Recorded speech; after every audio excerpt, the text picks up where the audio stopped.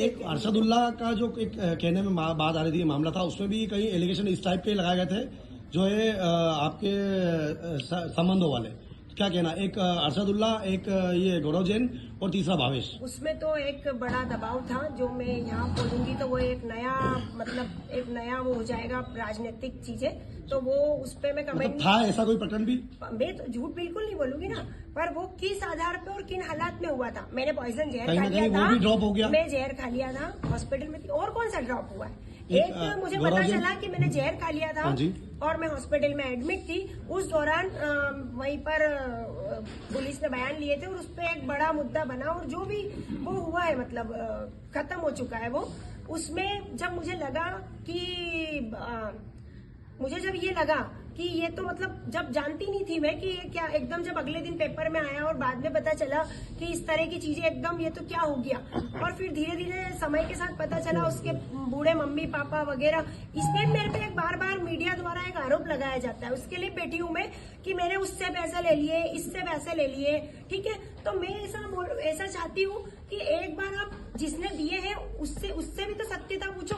आप असदुल्ला के पास जाओ, उसके जो भी ग्रंथ है कुरान शरीफ उठवा के खड़ा करो और पूछो कि परिधि ने तुझसे कभी भी 1 रुपया मांगा है, किसी भी ऐसे रुपए की मांग की और तुरंत दिया है? और आप गौरव से भी पूछो, क्योंकि जो बार मीडिया छापती है कि ये तो लूट रही है, ठग है, इससे पैसे ले लेती है, उससे पैसे ले लेती है, उसका एक तो कोई प्रूफ हो, कोई तो बयान, कोई तो सामने आके बोले कि हाँ ये एविडेंस है। अंतिम सवाल, ऐसी ही घटनाएं आपके ही साथ बार क्यों हो रही है? पहले आपके पति, फिर गौरव, फिर अब भावेश, मेरे पति 3 शब्दों में आपके खिलाफ FIR मतलब मामला दर्ज हुआ है। मेरे पति से तो ऐसा कुछ भी नहीं हुआ था।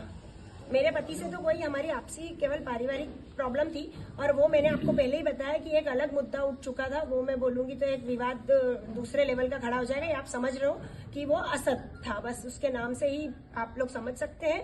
और गौरव वाला है तो गौरव से तो मेरा तलाक हो चुका था। गौरव ने मुझे जो भी दिया था मतलब नहीं जो भी मुझे, हाँ मतलब जो मुझे एक जो विश्वास दिया था वो वहीं तक बच्चे वाली कहानी पहुंची थी, वो अच्छा कहानी थी। पर इसमें तो ऐसा कुछ नहीं है ना, इसे तो मैं भगा ही रही थी ना। मेरे इतनी चीजें हैं कि मैं अच्छा, इसके साथ बियर पार्टी वगैरह होने की भी बातें सामने आई हैं, तो उससे आप कहिए कि वो एक एविडेंस थे। कोई ये कहिए, आपने कहा कि पुलिस पे भयंकर दबाव था और एक तरफ के लिए भावेश जो है ड्राइवर है, उसके बाद कुछ भी नहीं है। हाँ, जैसे पुलिस पे दबाव, इसके पीछे कौन लोग हैं जिनने ये मैं आज मीडिया में ही इसीलिए आई हूँ। मेरे तो सुनवाई हो गई है, उस पर FIR हो गई, वो जेल गया है। आपके खिलाफ जो मुकदमा कायम हुआ हाँ, है वो दबाव में हुआ, राजनीतिक दबाव में हुआ। किस उस पे हुआ कि सोचो मेरा एक रिकॉर्ड है, चलो पति पत्नी का झगड़ा भी मान लो तो 2 हो गए। पुलिस ने 4 कीजिए ना आप मीडिया के सामने, जिन लोगों ने दबाव डाल के आपके खिलाफ। उन लोगों का मैं तो नाम नहीं जानती हूँ, इसीलिए आई हूँ कि इसमें और भी चेहरे हैं जिसने प्लानिंग करके भावेश को मेरे यहाँ भेजा। क्योंकि अब भैया बोल रहे हैं कि उसके पास तो 200 बीघा जमीन है। सबसे पहले तो ये पता करो कि उसके नाम पे ये चीजें हैं, है ना। उसके माता पिता भी सामने आए इस चीज को लेकर, वो भी जगह जमीन है तो वो मेरे यहाँ ड्राइवरी नौकरी करने क्यों आया, ये भी संदेहजनक है। किसी ने प्लानिंग से भेजा? उनका ये कहना है कि 2 लोग जो युवक थे आपके साथ, उनके माता पिता का आरोप है कि ये लोग प्लानिंग से ले गए वहाँ पर नौकरी दिलाने। तो फिर FIR से उनके नाम क्यों चले गए? मैं बोली ना अभी सत्य, कहीं ना कहीं वो उनके परिवार में टच में लगे थे इसलिए चले गए। तो मतलब वो परिवार के भाई थे इसलिए नाम हट गए। मतलब उन लोगों ने, परिवार के भाइयों ने अपराध नहीं करा, परिधि अकेली ने करा। रिकॉर्डिंग सुनने में आई थी कि आप उनकी जमीन पे कॉलोनी काटने की बात कर रहे हैं। ऐसी रिकॉर्डिंग यदि पेश करते तो मैं खुद आपको बोलूंगी कि मुझ पे और 4 प्रकरण दर्ज करवाई। मैं खुद बयान दूंगी कि हाँ मुझे तो अंदर भेजा जाए यदि ऐसी एक भी रिकॉर्डिंग आ जाए। मेरे विधि नामदेव देवास से कुछ दिनों पूर्व एक भावेश ठाकुर नाम के राजोदा के लड़के ने मेरे ऊपर एक झूठी हनी ट्रैप का मामला दर्ज करवाया था, जो पूरा पिछले गौरव जैन के कंटेंट से सेम कॉपी पेस्ट किया गया था उसे, और वो पूरा झूठा है। और उसी पर कुछ जो भी उसने मुझ पर आरोप लगाए हैं, जो वो जिस घटना का बोल रहा है कि वहाँ मैंने कुछ मांग की है, रुपयों की मांग की है, उसकी मेरे पास उसके अंकल के यहाँ के ऑफिस की बात की है। उनकी 36 मिनट की रिकॉर्डिंग है मेरे पास, जो उसमें पूरा क्लियर हो रहा है कि कहीं वहाँ पे कोई बात नहीं की गई। उसके अंकल खुद बोल रहे हैं कि तुम परिधि मेरे यहाँ आई, तुम बहुत रो रही थी, भावेश ने तुम्हारे साथ गलत करा, तुमने मुझे बताया भी, सब बताया, उसके पापा गलत नहीं है।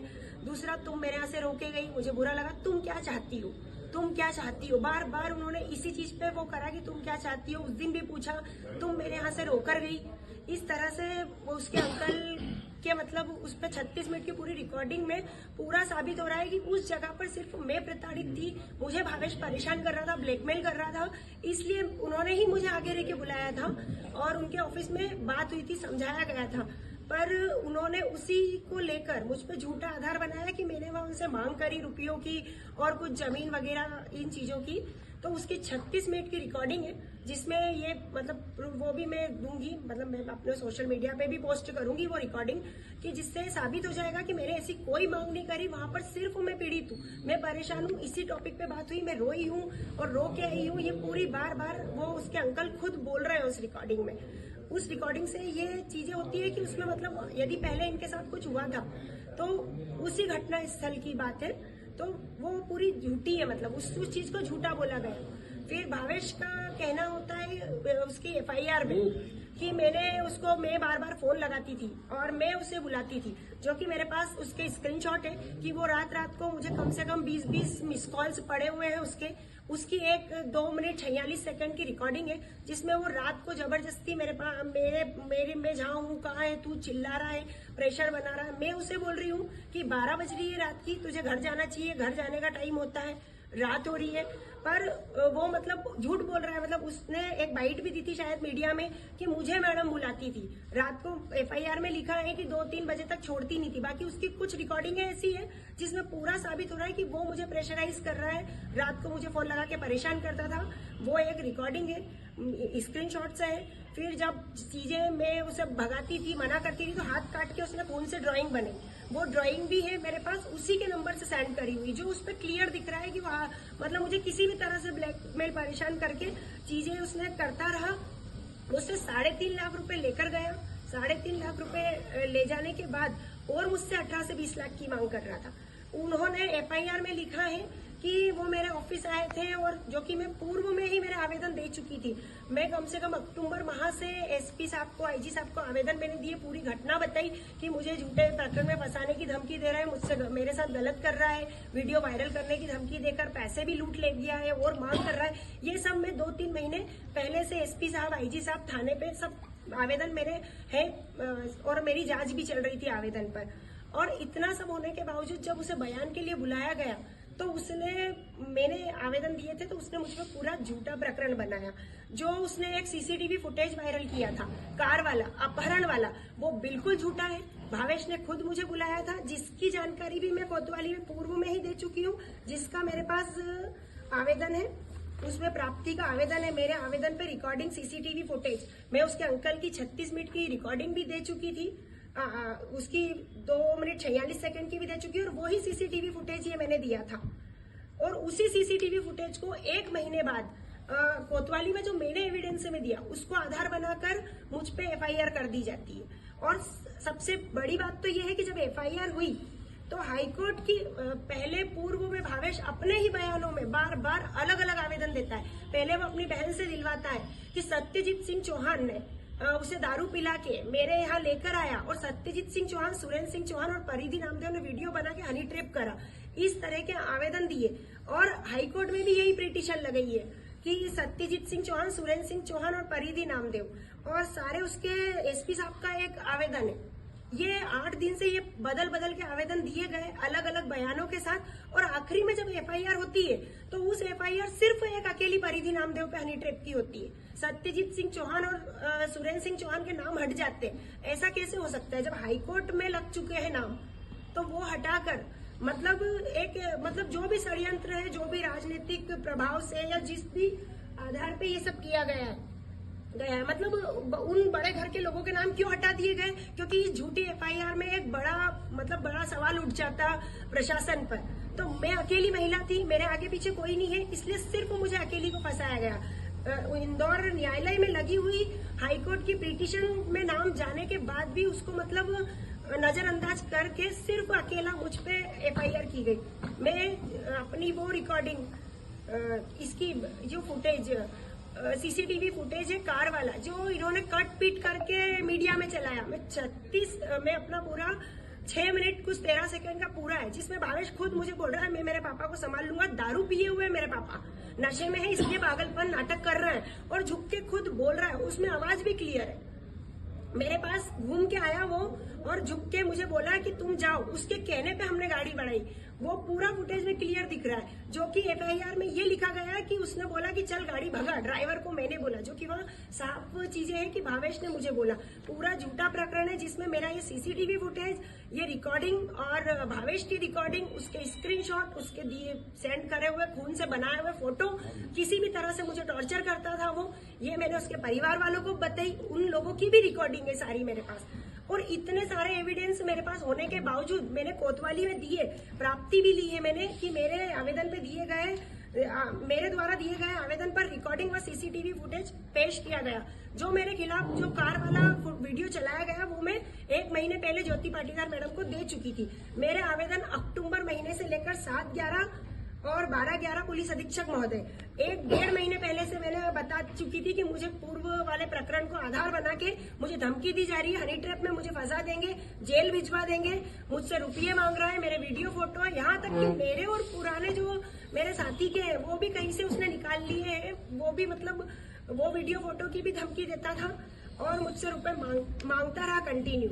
अब जब मेरे पास, मैं पहले से अपने मतलब एसपी साहब को, थाने आईजी साहब सबकी शरण में मैं गई और मैंने अपना पहले से ही सेफ्टी मांगी थी कि मेरे साथ ये घटना कर सकता है, तो मेरे आवेदन पे कोई कायमी नहीं हुई। खैर उसे बयान के लिए बुलाया गया, कोतवाली के बयान में भी उसने वो एक्सेप्ट किया है जो आज जिस आधार पे एफआईआर हुई है मेरी। अभी आप प्रेस कॉन्फ्रेंस कर रहे हो, अभी हमसे क्या चाहते हो, क्यों बुलाया सब पत्रकार साहब? मैं बस मेरी ये बात रखना चाहती हूँ कि जिस तरह से मेरे फेसबुक इंस्टा से फोटो निकालकर पोस्ट करे गए और मेरे गंदे गंदे शब्द मेरे लिए जो पेपर और उसमें न्यूज में चलाए गए, तो मैं ये चाहती हूँ कि देवास को पता चले। बाकी आपके साथ पूर्व में भी एक ऐसा मामला हो चुका है, कॉलोनाइजर पे भी आपने इल्जाम लगाए थे, उसमें क्या हुआ? वो जो मेरा वो एफआईआर जो हुई थी उसका भी मैं नेक्स्ट डे मीडिया में आके जवाब दे चुकी थी, जो कि मेरी बेल ऑर्डर में भी लिखा हुआ है। जो मैंने उस समय जो बयान दिए थे कि मुझ पे वो किस लिए किया गया, पूरा देवास शहर जानता है, मीडिया का हर व्यक्ति जानता है कि वो एफआईआर मुझ पे कैसे हुई थी। गौरव से मेरा क्या भावेश क्या करता था?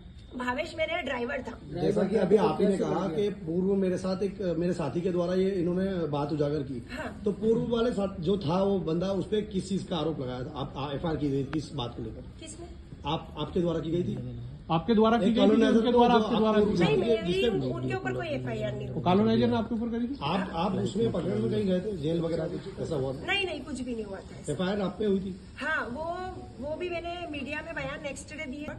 आप जो बोल रहे थे अपहरण वाला मामला, जो अपहरण वाला वो आ रहा है, उसमें कोई भी नहीं था, वो भी मेरे आवेदन में लिखा हुआ है। इसमें पूरा आईजी साहब और एसपी साहब वाले में पहले से मैं बता चुकी थी, क्योंकि वो तो मेरा ही प्रूफ था कि इसके पापा मुझसे इस तरह की गाली गलौज करते हैं, ऑफिस पे आके इनने मेरे परिजनों का आरोप है कि आप उनके घर गए और आपकी जो गाड़ी है ओरा उसमें बिठाया आपने? नहीं, आप इसको भी सुनिए। पहली बात तो वो गाड़ी मेरी नहीं है, वो जब्त करवाई है गाड़ी, वो भी पता चल गया कि उसी के किसी दोस्त की गाड़ी है। उस गाड़ी में दोस्त था उसका, उसी का दोस्त था भावेश का, और भावेश, मैं तो किसी की बेटी को देखने जा रही थी, मेरे स्टाफ के यहाँ बेटी हुई थी, तो उसे देखने जा रही थी मैं, तो उसने मतलब बोला मैं चौराहे तक आ रहा हूँ, मेरे पास गाड़ी नहीं है, ये उसका दोस्त है राकेश, उसे भेजा और उसी की गाड़ी है और उसमें पहले से था। और जो घर बता रहे हैं वो लोग कि उनके घर में गई, वो घर भी उनका नहीं है, उनका घर तो राजोदा चौक में अंदर है, वो तो केलोद रोड पर पंकज चौधरी करके भावेश का दोस्त है जो प्रॉपर्टी का काम करता है, जिससे भावेश के माध्यम से मेरी जान पहचान थी,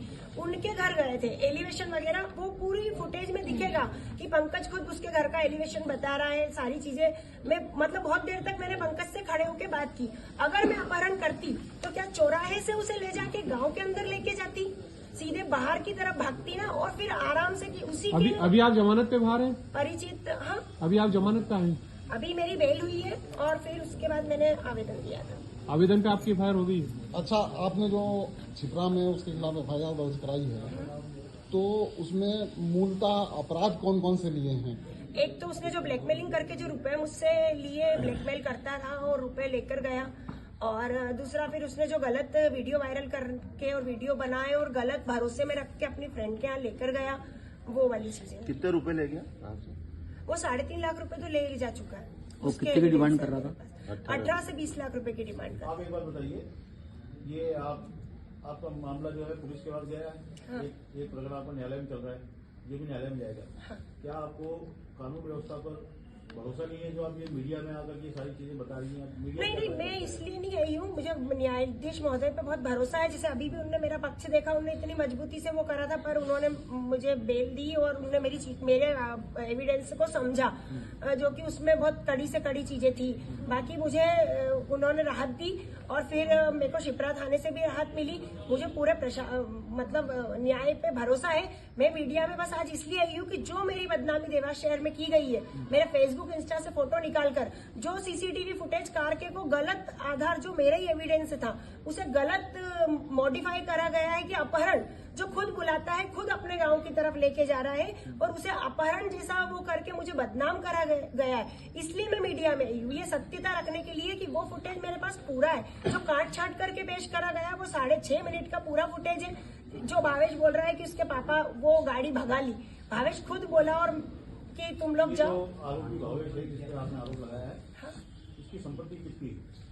ये तो मुझे आइडिया नहीं है, वो तो खुद ही बोल रहा है मैं बिना पढ़ा लिखा बेरोजगार हूँ। उसमें आवेदन में एसपी साहब के, और वो मेरे अभी इसीलिए आया था। परिजनों का आरोप है कि 200 बीघा का काश्तकार है कहीं ना आप कहीं। मैं इसीलिए मीडिया में आई हूँ जी। कि जैसे वो बिल्कुल गौरव जैन बनने की कोशिश कर रहा है। आप उसकी प्रॉपर्टी सर्च करवाइए। अरे उसके पास इतनी प्रॉपर्टी वाला एक 40-50 हजार रुपए कमाने वाली महिला का ड्राइवर था, 7-8 हजार की नौकरी कर रहा था मेरे यहाँ। इतनी प्रॉपर्टी वाला व्यक्ति क्यों किसी के यहाँ नौकरी करने जाता? उसके मैं स्क्रीनशॉट बताऊंगी। 50 रुपए की चाय लेने जा रहा है तो मुझे स्कैनर भेजेगा, मैं पैसे डालती हूँ। 200 का खाना खाएगा तो स्कैनर भेजेगा, मैं डालूंगी। ऐसे बहुत सारे ऐसे ट्रांजेक्शन। अभी आपने जस्ट एक नाम लिया है, इसी बात का पूछना चाह रहा था मैं। पहले भी आपने मीडिया को ही एक बाइट दी गई थी जिसमें बताया था कि मैं उसके बच्चे की मां बनने वाली हूँ, मेरे पास उसके सोनोग्राफी भी मौजूद है। गौरव और मेरा जो रिश्ता था वो एक शादी वाला रिश्ता था जी, तो उसमें बच्चा भी होगा। हाँ सब वही। होगा। तो वो बच्चा कहाँ है ये पूछना चाह रहा था। और ऐसा बातें चल रही है कि वो कहीं ना कहीं वो उसको ड्रॉप कर देगा, बच्चे को कहीं ना कहीं नहीं, ऐसा नहीं है। हमारी 10 तारीख लगी, 10 के बाद 11 तारीख को आप फिर से आइएगा। और बाकी जो मैं पूरे प्रूफ, पेपर और जो आप पूछ रहे हैं उस जवाब के साथ फिर मीडिया में एक अंतिम जवाब। पर आज भावेश का टॉपिक है। ये व्यक्ति जो आपने नाम लिया भावेश, क्या समझता था अपने आप को?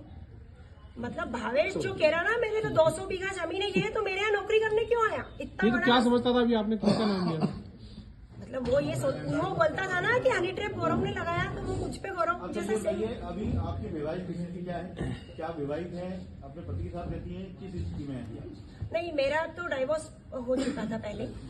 अच्छा, एक बात ये बताइए कि जो बात बार बार आई है सामने कि आपके पास भावेश के तमाम सारे वीडियोस, ऑडियोज जो आप बता रही हैं, तो ऐसी क्या जरूरत पड़ी कि आपने उससे भावेश से होने वाली हर बातचीत का ऑडियो बनाया और वीडियो बनाया? वो जो रिकॉर्डिंग है ना, वो भी मैं बताती हूँ। मेरे फोन मतलब उनका सामने वालों का ये कहना है, उनका ये कहना था कि षड्यंत्र पूर्वक अगर ये था, इसीलिए जो सारे वीडियोस और फोटोज और ऑडियो तैयार करती रही। जो वो रिकॉर्डिंग है, आप समझना, जो वो रिकॉर्डिंग है, वो रिकॉर्डिंग मेरे फोन में रिकॉर्डिंग नहीं होती थी, वो भावेश के फोन में रिकॉर्डिंग हुई है। पर वो उसके घर में कुछ विवाद हुआ था तो उसकी बहन ने मुझे सेंड करी है। वो भी मेरे पास व्हाट्सएप पे मिलेगा कि वो रिकॉर्डिंग जो मैं बता रही हूँ 2:46 की, जो भावेश चिल्ला के रात को इस तरह से, वो उसकी बहन के फोन से मेरे पास सेंड होके आई है कि ये ऐसा क्यों कर रहा है। ये उसकी बहन का सवाल था मुझसे, ठीक है। और एक रिकॉर्डिंग है आनंद ठाकुर साहब की, तो वो इसलिए जरूरी थी कि उस समय हम विवाद में फंस चुके थे, उन्होंने मुझे बुलाया था और वो मुझसे उसी टॉपिक पे बात कर रहे थे। तो वो बात की रिकॉर्डिंग है। पहले तो मेरे पास रिकॉर्डिंग होती ही नहीं थी, ये फोन तो ये सब चीजें होने के बाद लिया। और वो रिकॉर्डिंग भी भावेश की बहन ने अपने फोन से मुझे व्हाट्सएप करी, वो भी मेरे पास व्हाट्सएप रिकॉर्ड है। और फुटेज भी है, तो वो भी उसी के दोस्त के घर का सीसीटीवी फुटेज है। मुझे कोई बनाने की जरूरत